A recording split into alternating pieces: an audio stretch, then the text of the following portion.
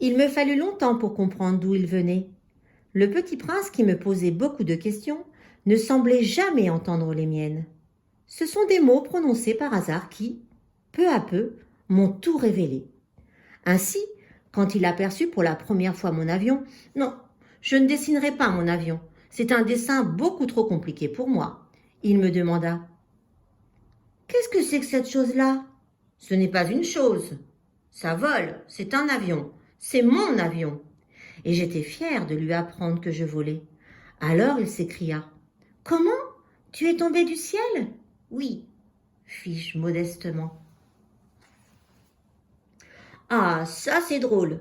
Et le petit prince eut un très joli éclat de rire, qui m'irrita beaucoup. Je désire que l'on prenne mes malheurs au sérieux. Puis il ajouta: alors toi aussi, tu viens du ciel? De quelle planète es-tu? J'entrevis aussitôt une lueur dans le mystère de sa présence, et j'interrogeai brusquement: tu viens donc d'une autre planète? Mais il ne me répondit pas. Il hochait la tête doucement, tout en regardant mon avion. C'est vrai que là-dessus, tu ne peux pas venir de bien loin. Et il s'enfonça dans une rêverie qui dura longtemps. Puis, sortant mon montant de sa poche, il se plongea dans la contemplation de son trésor. Vous imaginez combien j'avais pu être intriguée par cette demi-confidence sur les autres planètes. Je m'efforçai donc d'en savoir plus long. D'où viens-tu, mon petit bonhomme? Où est-ce chez toi?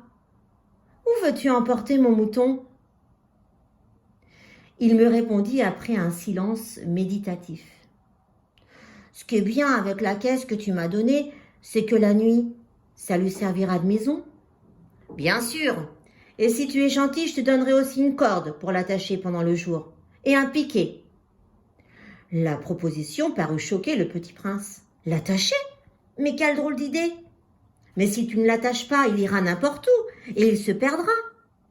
Et mon ami eut un nouvel éclat de rire. Mais où veux-tu qu'il aille? N'importe où, droit devant lui. Alors le petit prince remarqua gravement: ça ne fait rien, c'est tellement petit chez moi. Et avec un peu de mélancolie peut-être, il ajouta: droit devant soi, on ne peut pas aller bien loin. À suivre.